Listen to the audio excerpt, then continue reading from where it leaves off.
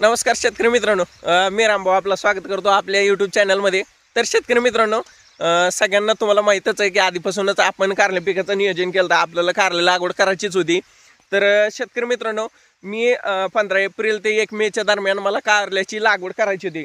पण सांगायचं असं झालं की तळ्यामध्ये पाणी खूप कमी होतं, कारण मी खरबूज टरबूज असे पीक घेतले होते. त्यामुळं तळ्यातलं सगळं पाणी संपलं होतं. थोडंसं पाणी बाकी होतं आपल्या तळ्यामध्ये.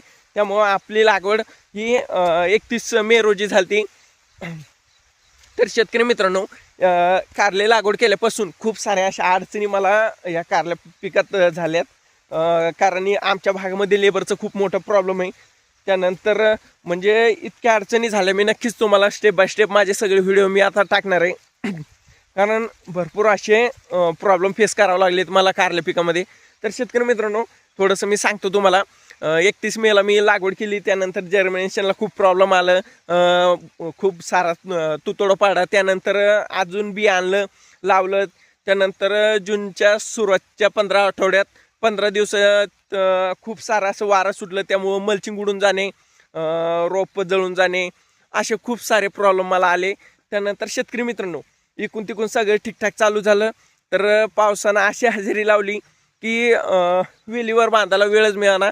कारण मला स्ट्रक्चरला 3 ते 4 दिवस गेलेत. आमच्या भागामध्ये स्ट्रक्चर उभा करण्यासाठी, तारी बांधण्यासाठी लेबर मिळत नाही. कारण ह्या भागामध्ये मी फक्त आमच्या आजूबाजूच्या गावामध्ये मोजकेच लोक आहेत जे तरकारी पीक करतात. आणि त्यात मी एक असं आहे जे नवनवीन काही ना काही करण्याचा प्रयत्न करतो, पण त्यासाठी लेबर मिळतच नाही आहे. भरपूर भागामध्ये स्ट्रक्चर वगैरे उभे करून देणार लेबर मिळत असतं. तर आमच्या भागामध्ये मला स्वतःच करावं लागलं. कोणी न मिळाल्यामुळं भरपूर वेळ गेला.